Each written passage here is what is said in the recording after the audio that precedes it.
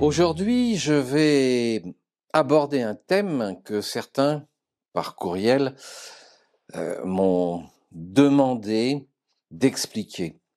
Pourquoi autant de violence? Pourquoi autant de manipulation?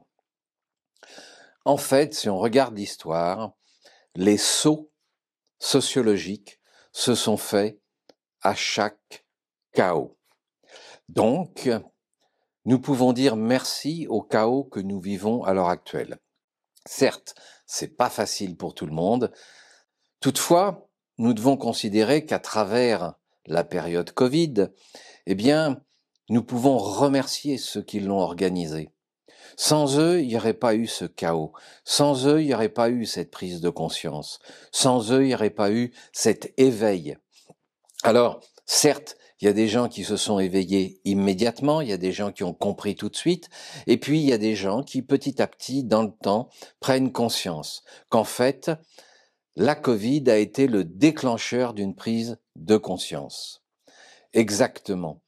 Et bien sûr, s'ajoute à ça la guerre en Ukraine, et cerise sur le gâteau, je simplifie et je synthétise, eh bien maintenant, toute la révélation des scandales qui a lieu aux États-Unis. Alors, quand vous additionnez tout ça et que vous vous rendez compte sur 5-6 ans maximum, il y a eu autant de violences psychologiques, de violences physiques, ça a permis justement à beaucoup de populations de prendre conscience. Certes, il y aura toujours ceux qui seront dans le déni, qui ne voudront pas s'éveiller, qui ne voudront surtout pas aborder le sujet et qui resteront à l'écart et qui accepteront en fait que nous soyons divisés. Et c'est évidemment ce que veulent ceux qui ont tout organisé.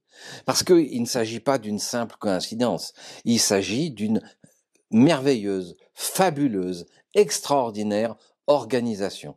Le chef de projet de tout ce qui se passe depuis 5 ans, c'est vraiment le top du top. Ah, il mérite quasiment un prix Nobel de l'organisation. Alors, qu'est-ce qu'on fait? Est-ce qu'on continue à prendre conscience que nous devons d'urgence reprendre notre souveraineté? Nous devons d'urgence à chaque votation, à chaque élection, virer ceux qui sont en place, quitte à voter pour des gens que nous ne connaissons pas. Parce que, à la limite, ça peut pas être pire que ce qui existe aujourd'hui. À voter pour des gens de bon sens, à voter pour des gens simples, issus de milieux, on va dire, défavorisés. Mais pour autant, je remarque une chose. Les gens qui ont les 2 pieds dans la glaise, les gens simples. Ce que j'appelle, moi, selon ma grand-mère, des braves gens avec du cœur. Ce sont ceux qui ont peut-être les plus grandes compétences pour faire face, pour être créatifs, pour remettre en place la souveraineté.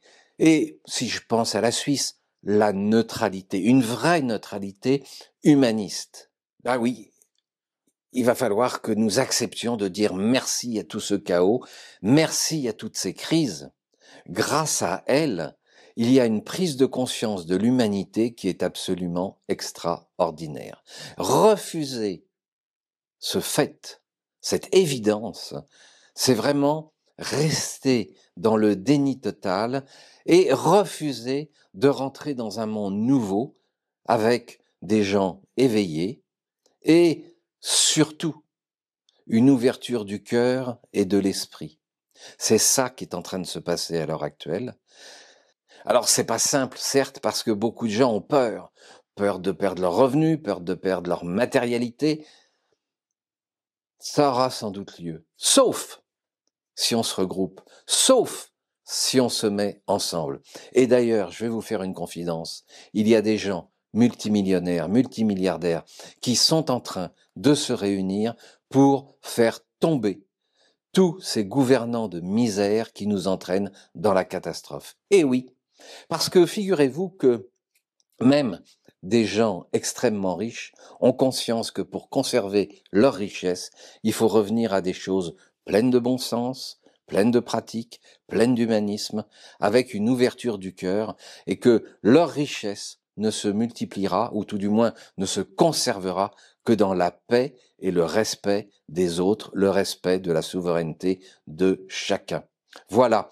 Donc nous sommes vers un futur lumineux, comme dirait mon ami Philippe Guillemant. Nous sommes vers un futur radieux à condition de prendre conscience, de reconnaître que peut-être on s'est trompé, peut-être on s'est fait escroquer par nos gouvernements, peut-être on s'est fait manipuler. Enfin, quand je dis peut-être, c'est un euphémisme, mais surtout de dire ok, je me suis fait avoir, mais c'est pas grave. Qu'est-ce qu'on fait maintenant et qu'est-ce qu'on fait ensemble? Allez, à bientôt. Et si vous voulez en savoir plus sur ma façon de penser, sur les solutions que je propose pour sortir de ce chaos, n'hésitez pas à acheter mon livre, Le réveil a sonné, en vente sur thebookedition.com. Je vous mets le lien en commentaire. Merci.